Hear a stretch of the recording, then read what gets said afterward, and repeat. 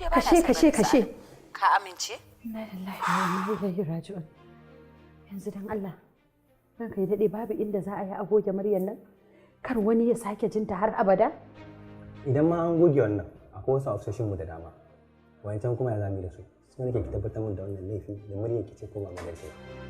Murya ta ce ranka ya dade babu inda za a yi musa maka wanda muka aikata abin nan da shi ya riga ya fallasa komai kuma wallahi ni kaina tun lokacin da muka yi abu wallahi na yi nadama.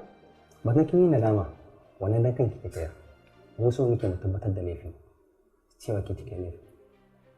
Yanzu dan Allah babu inda za a yi sai mai martaba ya ji. Gaskiya ban sani ba. Na lillahi wa inna ilaihi raji'un.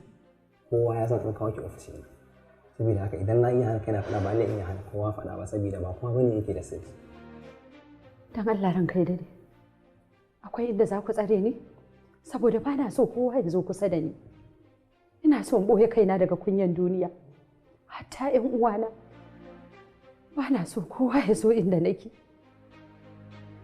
Abu ɗaya na sani shine za mu yi aikinmu kamar yadda doka ta tanada.